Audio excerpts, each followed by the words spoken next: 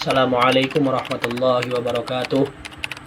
Alhamdulillahirabbil alamin wassalatu wassalamu ala sayyidil asrafil anbiya'i wal mursalin wa ala alihi washabbihi ajma'in. Amma ba'du. Baiklah, di sini saya Muhammad Rafli Pratama dari kelompok 7 bersama Rahwana dan juga Empat dari Irwansyah ingin membacakan makalah kami yang berjudul Epistemologi Dakwah, dan saya sebagai moderator akan memandu jalannya pembacaan makalah sampai selesai pada kesempatan kali ini. Yang mana yang pertama, memahami arti dari epistemologi dakwah, yang mana akan saya sendiri yang akan membacakannya.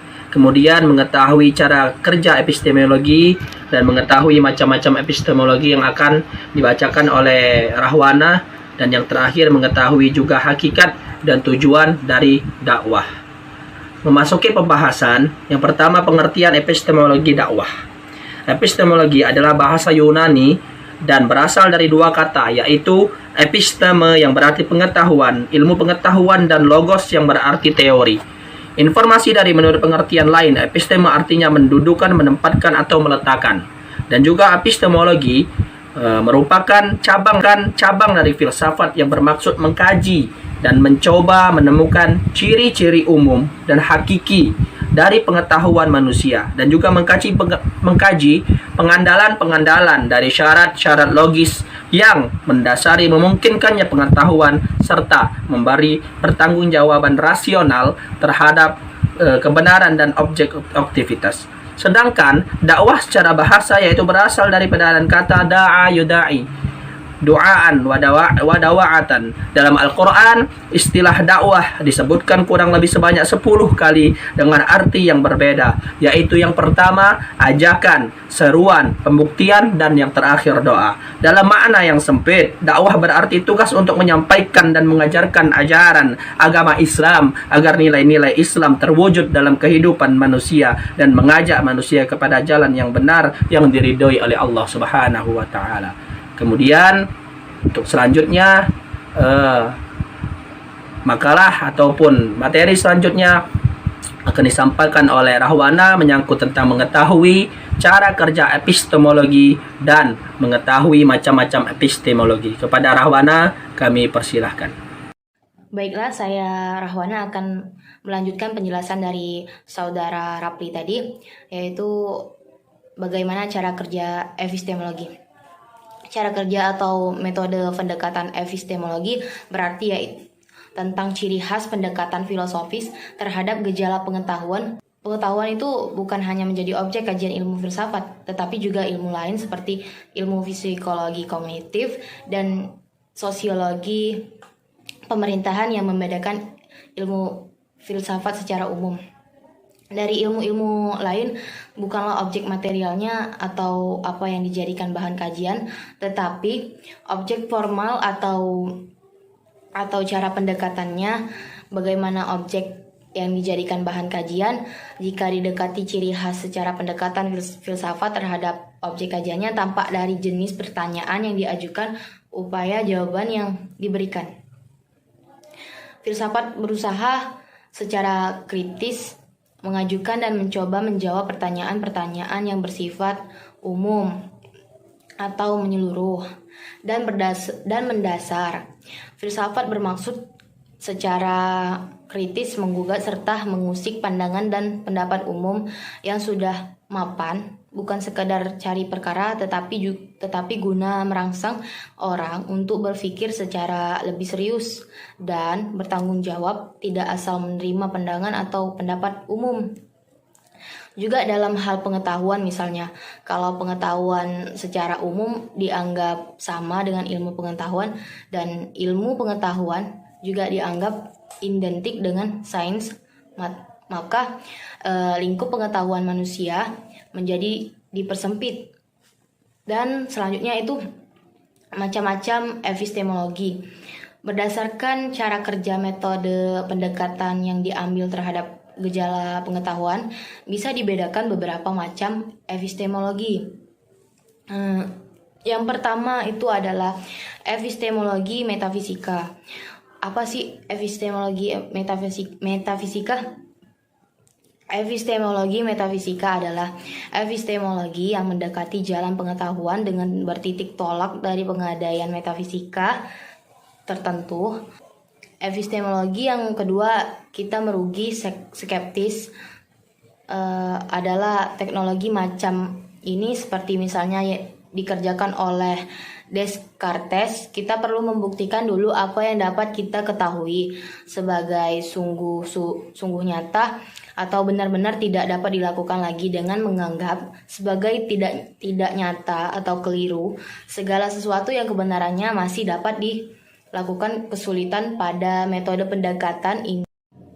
Metode pendekatan ini adalah apabila orang sudah masuk sarang skeptisisme dan konsisten dengan sikapnya, tak gampang menemukan jalan keluar, apalagi seluruh kegiatan epistemologi sendiri sebenarnya sejak awal telah mengendalikan bahwa ada pengetahuan dan bahwa manusia dapat mengetahui sesuatu.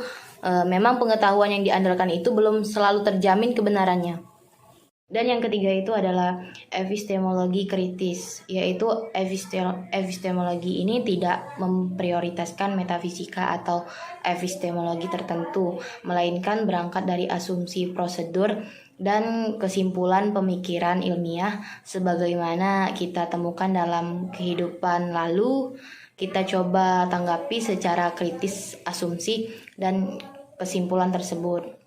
Selain 3 macam epistemologi berdasarkan titik tolak pendekatannya secara umum berdasarkan objek yang dikaji, epistemologi juga dapat dibagi menjadi 2, yakni epistemologi individual dan epistemologi sosial.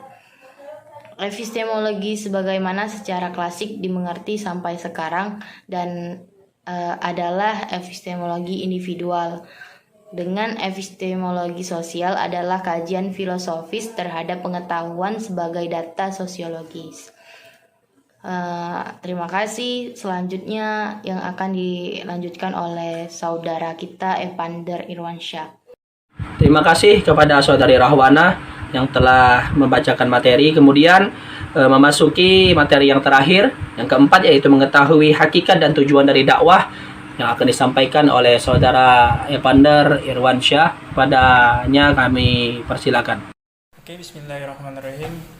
Di sini saya Evander Irwansyah, NIM 2020504015, yang akan melanjutkan pembacaan materi yang telah dibacakan oleh saudari kita, saudari Rahwana. Oke, materi selanjutnya yaitu hakikat dakwah dan tujuan dari berdakwah. Yang pertama saya akan menjelaskan hakikat dari dakwah.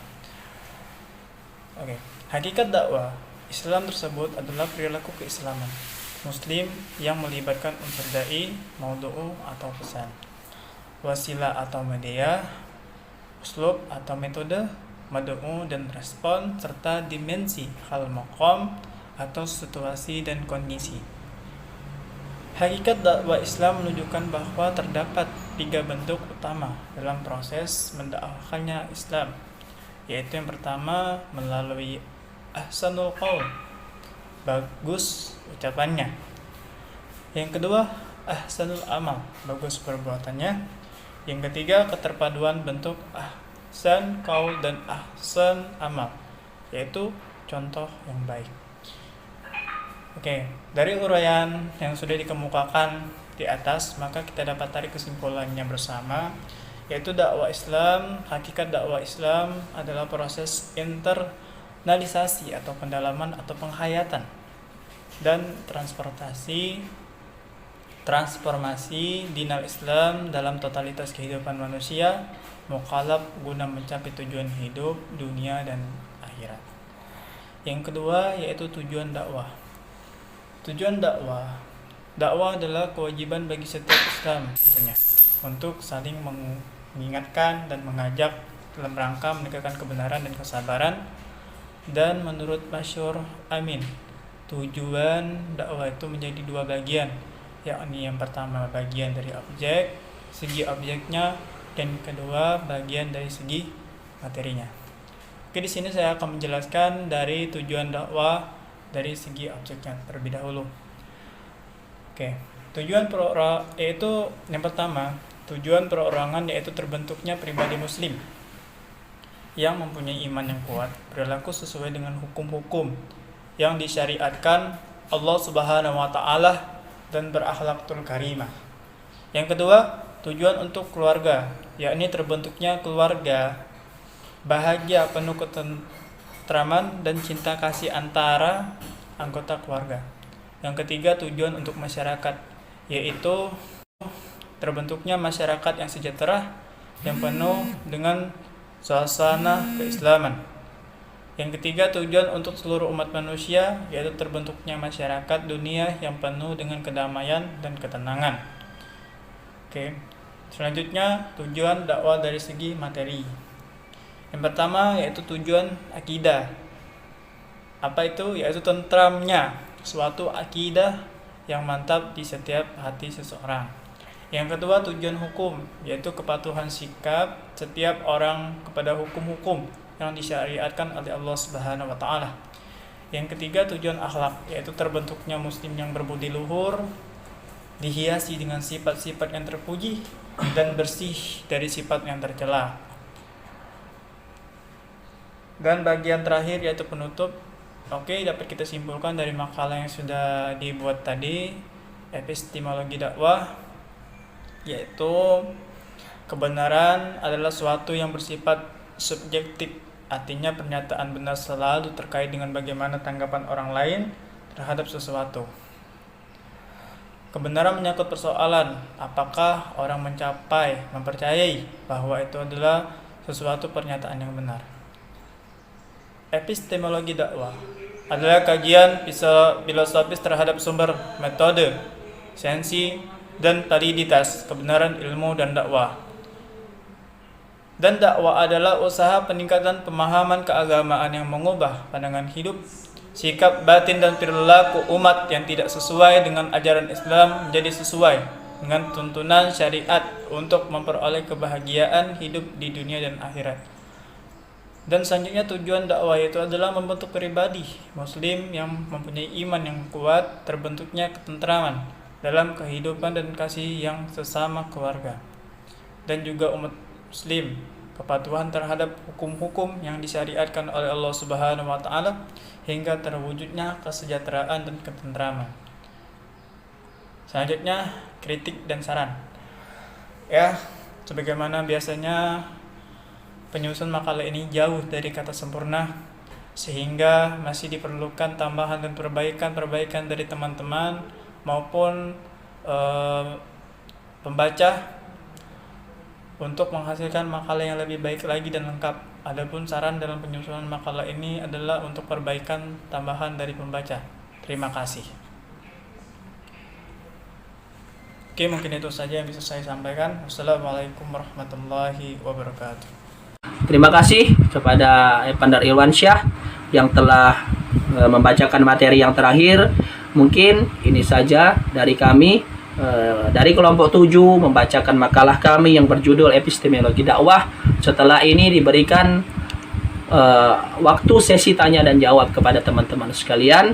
Inilah yang dapat kami sampaikan dari kelompok 7. Lebih dan kurangnya kami mohon maaf. Wallahu muwaffiq ila aqwamit thoriq. Assalamualaikum warahmatullahi wabarakatuh.